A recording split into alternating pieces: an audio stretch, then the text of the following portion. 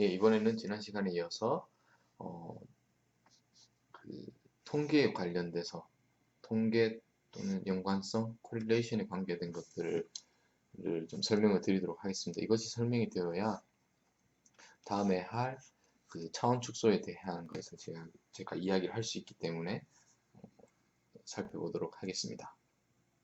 그래서 statistics와 probability, 우리는 통계, 이쪽은 확률입니다. 그래서 저희가 일반적으로 통계, 확률 이야기를 많이 하는데 그 차이를 좀 정확하게 한번 짚고 넘어갈 필요가 있을 것 같습니다. 그래서 AI라는 것은 기본적으로 데이터에 기반을 하기 때문에 데이터에서 어떤 AI를 데이터에 적용한다고 볼 수 있죠. 아니면 AI를 적용하기 위해서 필요한 재료가 데이터라고 생각할 수도 있고, 그러면 이 데이터의 관점에서 모델, 여러분들이 모델링을 좀 모호할 수 있지만 어떤 모델, 데이터를 설명할 수 있는 모델을 찾는 것을 statistics라고 하고, 모델이 주어지고 거기서 데이터를 생성하는, 아니면 그 데이터의 어떤 특징들을 이해할 수 있는 것을 probability라고 합니다.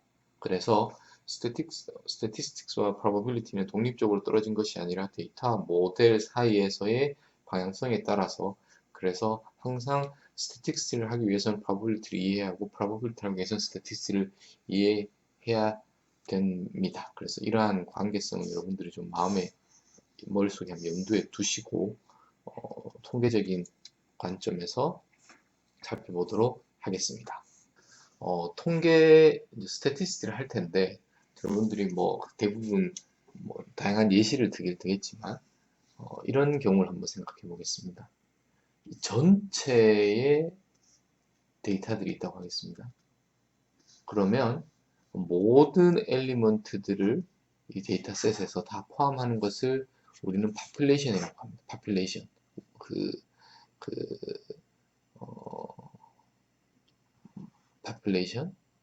그럼 여기에 있는 모든, 뭐 모르겠어요. 이게 뭐 10만 개가 될 수도 있고, 뭐 100개가 될 수도 있고, 그 모든 데이터를 다 하는 것을 population이라고 합니다. population에서 어떤 퀀터티를, 양을 계산을 하게 되면 그것은 파라미터입니다. 그 파라미터에 얘는 뭐 평균이 있을 수 있고, 베리언스가 있을 수 있고, 뭐 다양한 다른 통계적인 값들도 있을 수 있지만 가장 대표적인 것들. 그래서 모든 이 데이터셋의 모든 엘리먼트들에 대해서 이 population이고, population에서 파라미터를 계산하면 이것은 정해지는 값입니다. 이것이 어떻게 보면 우리로 치면 정답이죠, 정답. 모든 거에 대한 데이터를 다 가지고 있으니까. 그런데 일반적으로 이 population에서의 모든 데이터셋을 아는 것은 불가능하거나 현실적으로 어렵거나 그럴 수 있겠죠. 그러한 경우에는 뭐 모든 경우의 실험을 다 해볼 수 없다던가, 예. 그랬을 경우에 우리가 할 수 있는 것은 일부만을 보는 거죠. 일부만. 이 전체가 아니라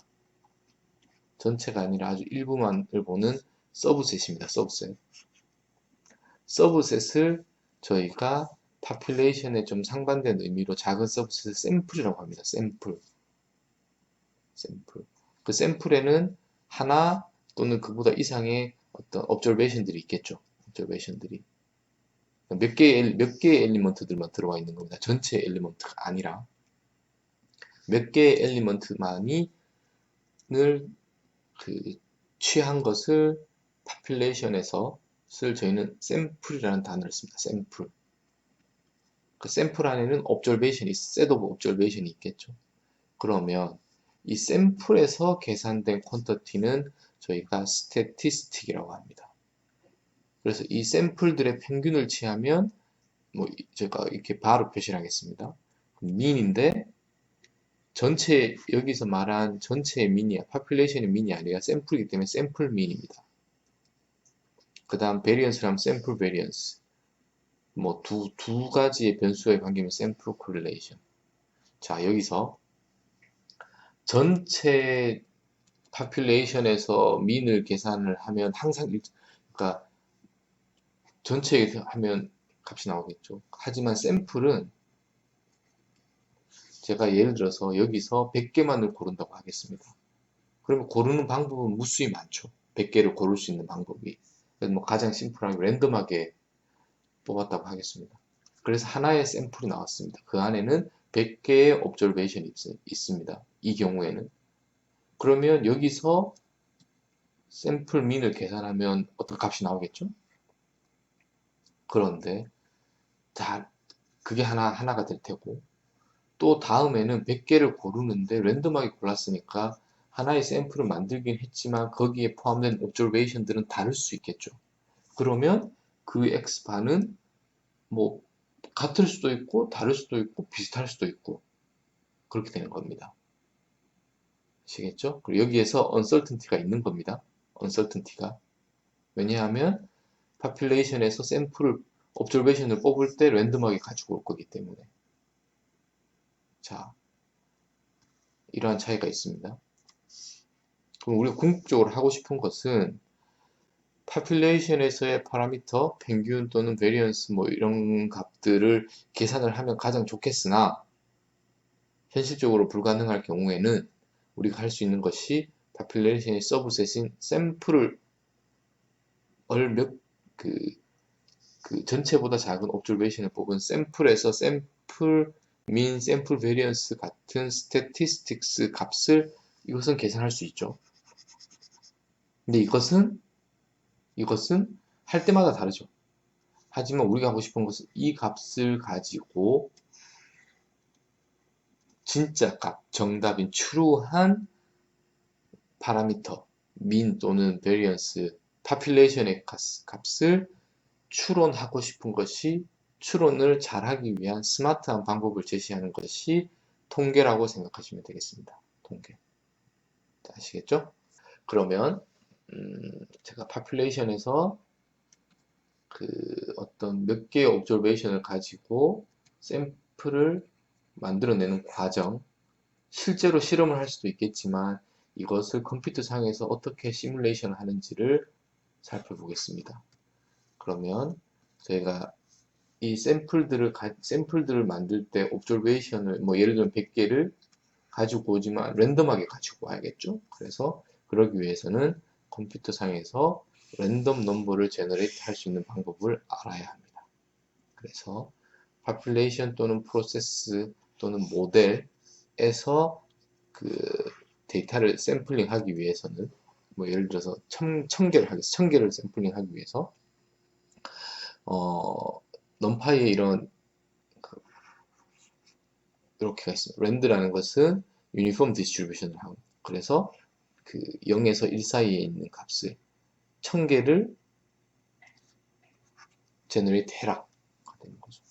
그러면 여기에서 값을 보면 이제 제가 실습을 할 거지만 x1이라는 것은 뭐 0.1 뭐 다음에 또 다르게 실행하면 0.3 xx 뭐 이렇게 랜덤하게 나오는 겁니다. 하지만 유니폼 디스트리뷰션이라는 true한 population 또는 프로세스에서